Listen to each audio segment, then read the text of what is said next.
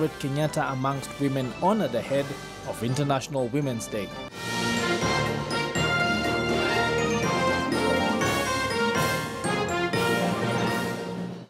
Well, let me now begin with our top story tonight. And polls have opened across Sierra Leone as voters elect a new president and a set of political representatives for the next 5 years. Queues formed outside polling stations from midnight as people sought to cast their ballots as quickly as possible. In a statement issued on the eve of the elections, the Commission said it is ready to conduct elections in a way that is inclusive, peaceful and democratic. President Ernest Bai Koroma is stepping down after serving 2 5-year terms. His chosen successor, Samura Kamara, is being challenged by 15 other candidates, many of them promising to tackle endemic corruption and poverty in Sierra Leone. Let's say the education is very difficult. If you don't have money, it's very difficult to let your children go to do a better school, you know. So if at all you don't have money, your children don't have better education. So that's why you need better education. Now we need a better education. We need good doctors. I hope the leader we're going to get, he can do better than before. It has been a great deal of favoritism. People have been choosing not because of their competence or of their qualification, but because of their party loyalty or their tribal allegiance. And this has caused us a lot of problems. And again, there has been a lot of corruption again. The present government has got a lot of clout. I mean, they have got a lot of money. And in a very poor country like Sierra Leone, money talks. Even people who have been suffering terribly, you know, when you give them a lot of money, you can sway them. But there are people, of course, who cannot be swayed. Now, still in Sierra Leone, a new opposition party is seeing an opportunity to redraw the political landscape there. Now, for Voice of America, Jason Patikin reports from the campaign trail in Sierra Leone. Here's that report. Take a look. In Port Loko in northern Sierra Leone, residents voiced their support for the ruling All People's Congress and its new flag bearer, ex-Foreign Minister Samura Kamara. The current president, Ernest Bai Koroma, must step down this year. Supporters say the APC government under Koroma has achieved a lot in Port Loko. Electricity. For the past 20 years, we never have lights in Port Loko. We only use kabataikas, we use small solar lamp, but now we have electricity. We've seen a lot of improvements in our country. We have good roads. When you are going to Freetown, you imagine as if you are in outside country. You see, we like to see more development. But APC is criticized for its handling of the Ebola epidemic. There have been accusations of corruption and financial mismanagement. The International Monetary Fund recently withheld some aid until after the polls. The APC's longtime rival, the Sierra Leone People's Party, is based in the south. In the town of Bo, the party faithful prepare to once again support their candidate, retired Army General Julius Maada Bio. Bio did a brief turn as head of state in 1996 after seizing power in a coup. He lost the 2012 election to Koroma. The whole of, I would tell you, Eastern Province and the Southern Province is for the SLPP. The Western area, we go 50-50. So the North, we are a district that is ready to vote for us, overwhelmingly. So just a small number that is left for them. We are going to kick them out of power, trust me. The APC and SLPP have dominated Sierra Leone politics since the 1960s. But this year there is a potential dark horse, a new party called the National Grands Coalition. Led by former UN official Kanda Yumkela, the NGC has galvanized youth with pledges on education and development. The NGC has pulled supporters from both of the major parties, including in Bo. The last election, I voted for the SLPP because we never knew that the type of messages that Dr. Yumkela is preaching. We just voted for the old party because we thought it was our party. But now that Dr. Yumkela is on board and we've heard his messages are very rich to us. There is no stronghold for SLPP any longer because NGC is infiltrating in every area of any factor in the country. To win the presidency, a candidate needs 55% of all the votes. With a total of 16 presidential hopefuls on the ballot, many analysts predict this race will require a runoff. Jason Patinkin for VOA News, reporting from Port Loko and Bo, Sierra Leone.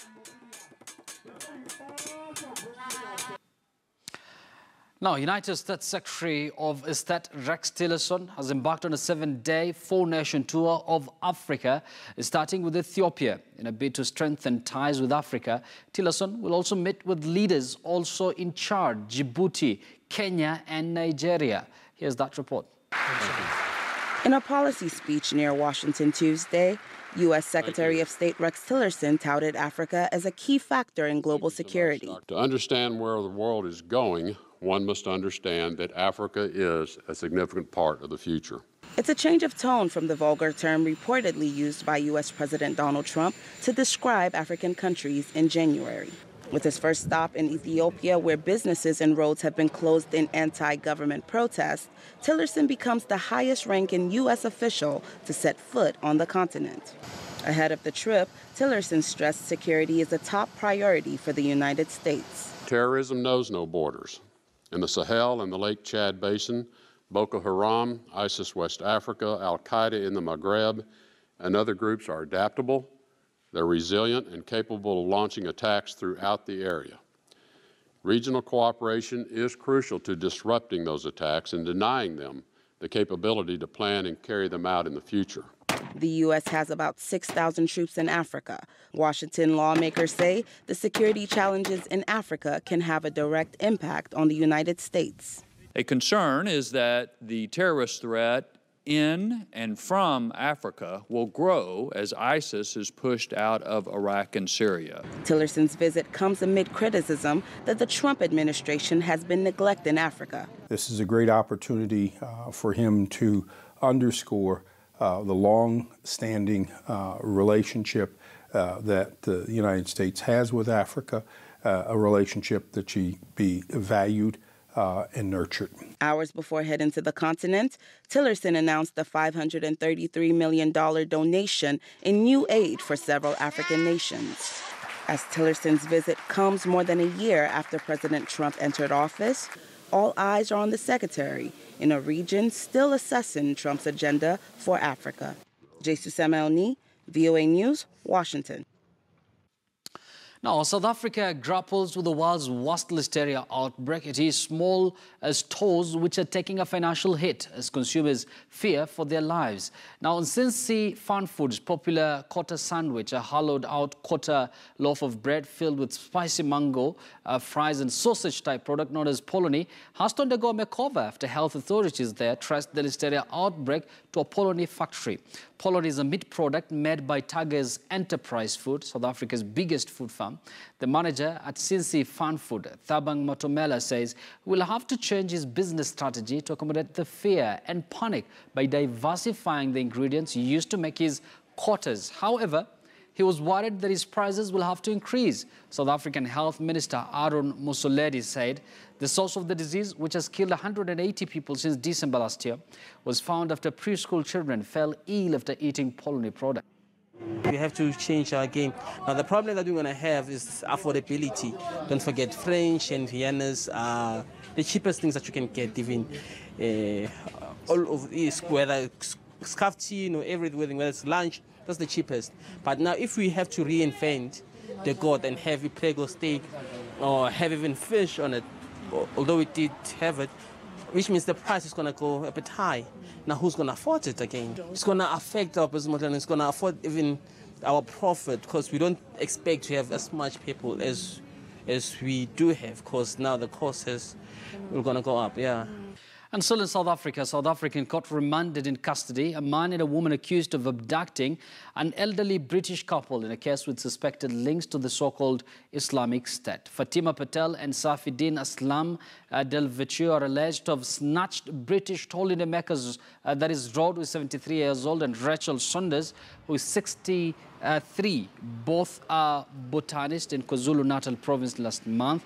Now, the Saunders are still missing. Since their disappearance, it has been reported that 734,000 rand has reportedly been drained from the couple's accounts, and their Toyota Land Cruiser was found covered in blood. Patel, who's aged 27, and Delvisio, 38, appeared briefly alongside Theba Zulu, faces lesser charges in connection to the case. During the hearing in a gloomy courtroom in Verulam Magistrates, 30 kilometers north of Durban, all three were ordered to be held in custody. There's two aspects to this case. One is allegations of an armed robbery, and the other are allegations regarding international terrorism. Now that we've had the details of these allegations made known to us, I require time to consult at length with both of the accused in order that I can answer those allegations and put up a substantial affidavit in support of their application for bail. We've denied those allegations from the get-go. So it's for me to take now further instructions from my clients regarding specific allegations that the state has made in their affidavit. Now, let me take you to Ethiopia, where Ethiopia's Attorney General Getachew Mbaye yesterday shed more light on the implementation of the state of emergency there that was recently ratified by the country's parliament. Now, the state of emergency that was declared by the Council of Ministers on February 16th, following the resignation of Prime Minister Desalegn Haile Mariam, has been criticized by Ethiopia's allies and resisted by citizens, especially in the restive Oromia region. Now, despite continuing protest against it, Mbaye announced directive number 1 for the implementation of the state of emergency. According to him, the directive has two parts that deal with prohibited actions across the nation and areas that are to be specified by the command post. The proclamation gives excessive power to the command post, very excessive power. It gives the military extra power to interfere in various activities aside from their job of protecting peace and stability. They can now interfere in administrative activities. What have they got to do with issues of land? If there is land invasion, there is a proper procedure to take care of it. I don't believe the proclamation is necessary at this point. On one hand, the government is saying it is releasing prisoners to widen the democratic sphere. On the other hand, it is declaring a state of emergency. I think this will restrict freedom of expression, and I believe it is of no use to the nation. I am happy it passed. I am happy because it will guarantee our peace and unity. I am happy because it will resolve the legal activities. Now, over to the youngest nation in Africa, and that is South Sudan, and pastoralists and farming communities in South Sudan are being encouraged to find ways to effectively share the two groups, to share natural resources and avoid tension often seen among the two groups during migration season. Now, the United Nations mission in South Sudan, that is UNMISS, recently facilitated an interstate pre-migration conference in Tali, a small pastoral village some 200 kilometers north of capital Juba, where local authorities, cattle owners and farmers held a meeting, and displaced pastoralist owners armed with guns have been migrating onto lands occupied by farming communities in recent years, stalking a new series of conflicts in the water nation and threatening food supplies there. Cattle often destroy crops and farmers kill cattle, threatening their harvest whenever herders move their animals in search for water and pasture. The meeting brought together communities from 5 bordering regions, that is Terereka, Amade, Gok, Eastern and Western Lakes, to reach an agreement that regulates cattle migration to prevent conflict in future. It's only the cattle keepers who are having arms and making the farmers afraid of them. But for the farmers, they are the losers, because whenever these cattle come to the areas and destroy their crops, so they also harass them with their arms, so they cannot say anything. Sometimes when we get to the host community, our cows eat crops cultivated by farmers, not knowing that these are for humans. It causes many problems, and we are forced to pay a heavy fine, usually a cow or 2. The farmers also slaughter our cattle as revenge. They collect the arms, but you still see those arms making their way back into the hands of some cattle keepers, and you wonder why. Now, philanthropist Michael Bloomberg has announced that he will spend $20 million to launch a watchdog to detect and expose deceptive practices by the tobacco industry. Now, the monitor, to be called Stopping Tobacco Organizations and Products that is Stop, will seek to counter the industry's influence by publishing reports detailing pro-smoking activities and tactics. It will also support non-profit organizations and government to resist interference from the tobacco industry. Bloomberg's charitable giving organization, that is Bloomberg Philanthropies, accuses the tobacco industry of seeking to legitimize itself in the eyes of policymakers of marketing to children and pushing cigarette alternatives for which the health case remains inconclusive. Bloomberg, who made his fortune selling financial data, has given more than $1 billion since 2007 to curb global tobacco use, which claims nearly 7 million lives every year. It is not an accident that the tobacco companies focus most of their advertising today on the poorer parts of the world where the level of education is lower. They want to addict people who don't know the difference. Reminding people about jobs, jobs, jobs, jobs, and jobs. In simple language, they're saying, please allow us to poison you, we will give you a job. Please allow it. So I asked them, these jobs you are creating, are you creating them for corpses? In Africa, where the evidence has shown that smoking rates are anticipated to rise dramatically unless swift and preventive action is taken. And Africa continues to be aggressively targeted by the tobacco industry as it represents an opportunity for considerable market growth. Africa will write its own history, and in both north and south, it will be a history of glory and dignity. Our honorable guests, our friends, our distinguished ladies and gentlemen, today is indeed a glorious day. We have written our own history. History has spoken. I thank you. Cities account for 70% of the world's carbon emissions. So the more we can work together, the faster we can make progress.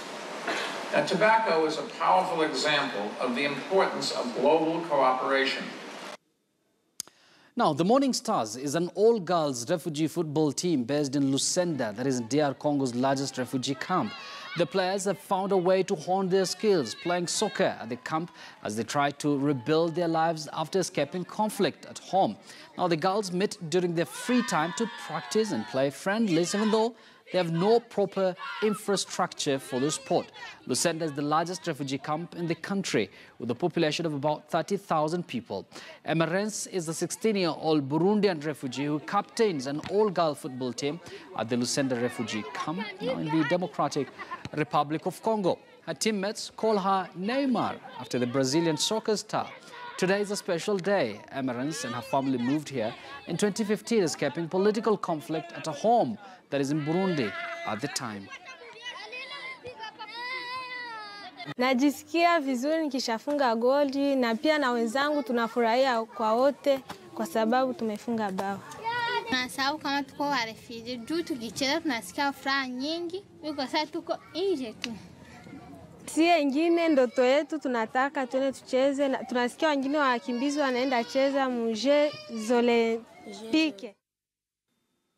Now, over to the northern part of the continent, Libya is struggling to restart the operation of a railway project that connects its eastern and western borders at a time when Libyans are in dire need of a fully-fledged public transportation system. Now, the joint Russian-Chinese project was launched in 2007 at a cost of roughly $6 billion, but the operation ceased in 2011 after the revolt that ousted former leader Muammar Gaddafi. Years of unrest, rival governments and war have led to political instability as the internationally recognized Government of National Accord, that is GNA, in Tripoli has been unable to bring all warring sides together. In the wake of the downfall of Gaddafi and the chaos that engulfed the country, diplomatic missions who had left Libya are yet to return. Russian and Chinese railway companies said the return of embassy staff is a prerequisite to restarting operations there, according to the project's chairman, Adel Mohammed Al-Ghamil. The Russian firm is eager to resume the project, a company official told the Libya Observer last month. Al-Ghamil added that the project's completion will also depend on the level of financial support the government will be able to provide in compensation to both companies. The contracts agreed upon over approximately 2,000 kilometers, connecting Ras Ajdir to Benghazi and from Heisha to Seba. It is carried out in cooperation with the Chinese Civil Construction Corporation, which is a government entity covering 1,500 kilometers, and another contract with Russia connecting Sète to Benghazi and covering around 550 kilometers. Honestly, it all depends on the companies and the timeline that will be discussed with them, which has so far not been set. It will also depend on the state financial resources. But we will run all the programs and sit down with the companies and negotiate. And in the end, it will depend on the availability of financial resources and support from the country. The oil shortage is the biggest problem with the transportation system, but in reality, it does not cost anything. I mean, I traveled around 20 kilometers and only paid 1 Libyan dinar. So, it's good, but they need to maintain them and build stations for these Ivory Coast. But all in all, it's all going well. These Ivory Coast have solved a major problem in Tripoli.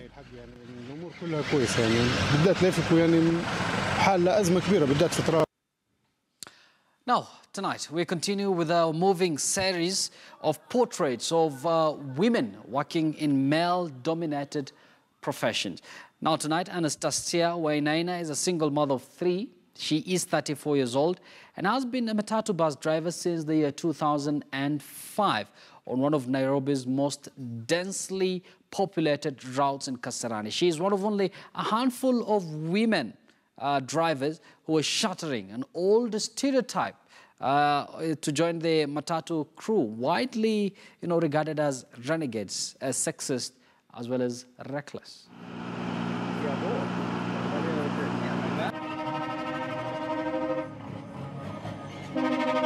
Wakati nilikuwa mdogo, nilikuwa naulizwa na mwalimu wangu kama ningependa kuwa nini nikiwa mkubwa. Nilikuwa nasema nataka kuwa daktari, lakini sikujipata daktari. Nilijikuta nikiwa dereva wa matatu. Challenges ni mob. Kuna kusumbuliwa na askari kwa barabara, unasumbuliwa na city council, abiria wanakusumbua, mwenye gari anakusumbua. Kwa barabara kuna mambo mengi, kuna jam, nini vitu mob, lakini zote inabidi tu nizikubali ndio niendelee kuhustle. Kitu tunaweza tu omba ni waendelee tu kutupea tu hiyo power ndio tukubalike kabisa. Juu wengi huwa hawakubali wanawake wameingilia kazi za kiume. Mshahara ya matatu ni moja tu, the whole of country. Mshahara ya matatu ni moja, dereva ni 1,500, conductor ni 1,000. So kila mtu analipwa the same na mwingine, hakuna mwenye ako juu kuliko mwingine. Well, that report from Nairobi, Kenya takes us to a very short break, but when Bottom Line returns, we're going to have a lot lined up for